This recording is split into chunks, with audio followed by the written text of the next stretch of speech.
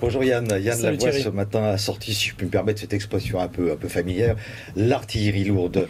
Vous pensez, quand vous venez à Paris, vous pensez connaître Paris, eh bien vous vous trompez. Ce que va vous faire découvrir Yann, c'est quand même assez incroyable. Ouais, ça va vous permettre d'abord de vous familiariser avec la 3D, parce qu'on en parle souvent ici, mais on n'a pas forcément toujours accès. Et puis ça va vous permettre aussi de faire un voyage dans le temps. Vous vous souvenez, quand on était petit, on aimait bien à la mer, par exemple, monter sur les grandes jumelles, mettre une pièce et regarder au loin. Ouais. Eh bien, ce sont les mêmes bornes jumelles, sauf que lorsque vous mettez les yeux à l'intérieur, eh bien, la vue que vous avez devant vous se transforme en une vue d'il y a 1 siècle, 2 siècles, 3 siècles. Donc c'est un voyage dans l'histoire que vous faites sur le lieu même. Et donc ça, c'est absolument magnifique. Vous êtes place de Grève à Paris. C'est déjà magnifique en soi, regardez. Et puis vous mettez les yeux à l'intérieur et là, eh bien ça s'anime et vous avez le Moyen-Âge avec un marché, avec les gens. Et donc vous pouvez vous projeter dans ce qu'était Paris ou un autre lieu, bien entendu, que ce soit un autre lieu en France, parce que là ça commence, il y en a une quinzaine de bornes en ce moment en France. Alors là on est en haut d'un grand magasin parisien, c'est là que nous sommes allés. Puis après je vous expliquerai à quoi ces bornes peuvent également servir, parce que bien sûr il y a le côté touristique, mais pas que. Regardez déjà comment ça fonctionne.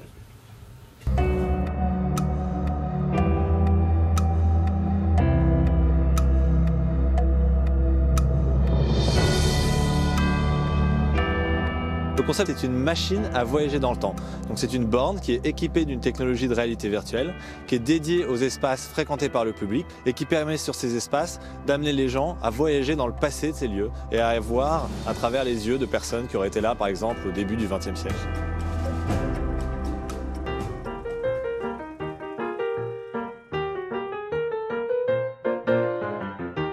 Donc il y a plusieurs types d'expériences qui sont proposées. Ici, on propose une reconstitution historique qui permet de se retrouver au pied du boulevard Haussmann et de découvrir les Galeries Lafayette en 1912 et d'y voir plus de 250 personnages animés, personnages d'époque, l'environnement d'époque, et de se retrouver comme ça complètement immergé.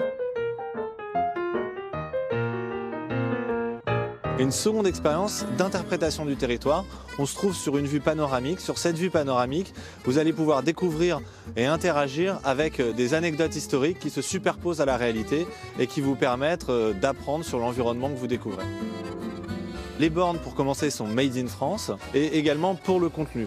Donc concernant le contenu, c'est des expériences qui sont courtes et intenses. On s'adapte en fonction des lieux. On a des lieux sur lesquels on va avoir un peu moins de trafic, on va pouvoir prendre un peu plus le temps. Voilà, c'est vraiment du contenu qui est sur mesure.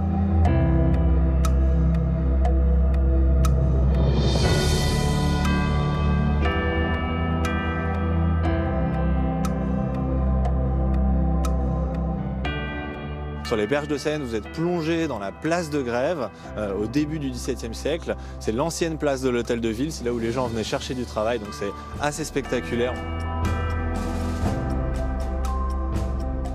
Autre expérience possible, la toute première borne de réalité virtuelle qui a été installée place de la Bastille, au bout du boulevard Richard-Lenoir. Vous voici place de la Bastille, 600 ans avant aujourd'hui. On est également présent au Havre, où on peut découvrir le Havre avant les bombardements au niveau de l'hôtel de ville et sur le quai de Southampton, et également le Havre sous les bombardements. C'est une vue qui est très saisissante. Et on est aussi présent à Arras sur le monument des fraternisations, où on propose au public de se plonger dans les tranchées pendant la Première Guerre mondiale. Nous sommes le 10 décembre 1915. Les soldats durent sortir des tranchées pour ne pas s'y noyer. C'est une machine à voyager dans le passé, dans le présent et dans le futur. Donc sur des projets qui sont des grands projets qui ont un besoin de médiation auprès du public, eh ben, on va être amené à positionner des bornes pour montrer au public ce à quoi le projet ressemblera dans 5, 10, 20, 30 ans.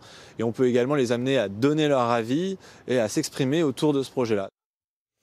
Vous avez entendu. Donc là, ça devient intéressant parce que vous pouvez par exemple aussi avoir alors des lotissements, pourquoi pas aussi, qui vont se construire. Et vous pouvez mettre les yeux et puis voir à quoi va ressembler le lieu que vous allez peut-être habiter, comme pour un appartement témoin, et me dire j'aime pas. Mais il y a une idée, moi, qui m'a fait sourire. On m'a dit on va aussi en mettre dans des aéroports. Lorsque vous serez par exemple en escale, mais que vous n'irez pas dans la ville, vous serez juste pendant 3 ou 4 heures en escale, vous pourrez voir ce que vous avez manqué, quoi, ce que vous n'êtes pas allé visiter. Donc, correspondance à Amsterdam. Exactement. Il y a un autre truc qui est sympa, c'est que généralement ça dure pas très longtemps.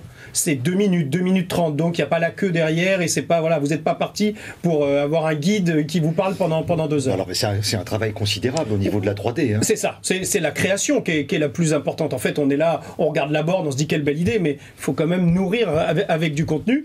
Et bien entendu, ceux qui payeront seront sans doute pas j'allais dire les clients, c'est-à-dire ceux qui vont regarder dedans, mais ce sera les mairies, bien entendu, qui voudront faire profiter aux touristes. Là, c'est le grand magasin qui a payé, ce sera l'aéroport, voilà, et qui payera le contenu et la borne.